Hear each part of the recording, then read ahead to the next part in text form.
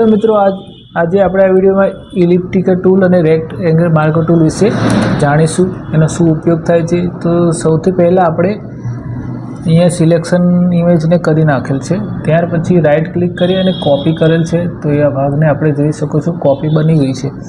Copy અને control T કરી અને આપણે આને સેન્ટરમાં ગોઠવી નાખીશું। ત્યાર પછી ટૂલ્સ લઈ અને ફરતી બોર્ડર બનાવશું અને ત્યાર પછી રાઈટ ક્લિક કરીને સ્ટોક આપી દઈશું। સ્ટોક 50નો સ્ટોક આપીને આપણે ઓકે કરશું। તો જોઈ શકો છો એક આપણે ઇમેજને સ્ટોક સાથેની એક સારી એવી ઇમેજ તૈયાર થઈ ગઈ છે।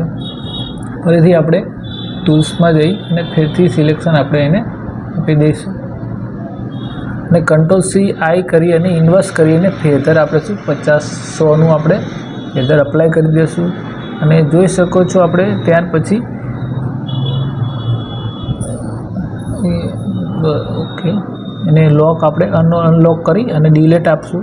તો આ ઇમેજને ફેધર અપ્લાય થઈ ગયું છે 100નું અને જોઈ શકો છો તમે આ રીતે કંટ્રોલ ટીથી મદદથી આપણે એને ખેંચી અને મોટી કરી નાખી। ત્યાર પછી એને બેકગ્રાઉન્ડ આપી દીધું। તો આપણી ઇમેજને મિક્સ કરવા માટે આપણે આ ટૂલ્સનો ઉપયોગ કરીએ છીએ। હવે જોઈ શકો છો આપણે આને કોપી કરી નાખી છે બેકગ્રાઉન્ડને। કોપી કર્યા પછી આને કંટ્રોલ ટીથી આપણે મદદથી ઇમેજને મોટી કરી છે। ત્યાર પછી બ્રશ ટૂલ લઈ અને આપણે તેને ધીમેથી ફેરવશું એટલે બેકગ્રાઉન્ડનું મિક્સ થઈ ગયું છે આપણે ઇમેજની સાથે। આ રીતે પણ આપણે એનો ઉપયોગ કરી શકીએ છીએ।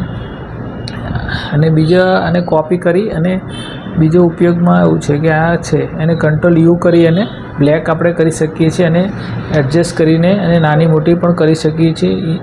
જોઈ શકો છો કોઈ પણ ફોટોશોપમાં આપણે ઇમેજ એડ કરવી હોય તો એ રીતે આપણે આના મદદથી કરી શકીએ છીએ।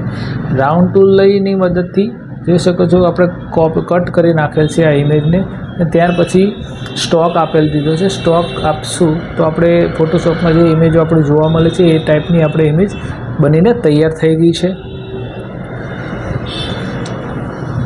ત્યાર પછી આપણે હોરિઝોન્ટલી થોડીક ઇમેજ આપણે કટ કરી છે, કટ કરી અને આપણે લઈ લીધું છે। ત્યાર પછી તેને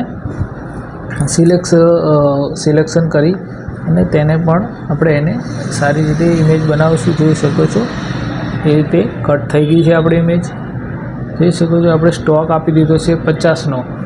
જોઈ શકો છો આ ઇમેજને પણ આવી રીતે સ્ટોક આપવો હોય તો નાની મોટી આપણે હિસાબથી એને કરી શકીએ છીએ એડજસ્ટ અને આપણે એને યુઝમાં લઈ શકીએ છીએ।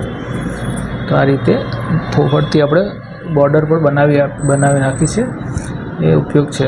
પછી આપણે આને જોઈ શકો છો મિત્રો કે આપણે આ રીતની ઇમેજ ક્રિએટ કરેલી છે ઇલિપ્સ ટૂલ અને રેક્ટેંગલ માર્કર ટૂલની મદદથી।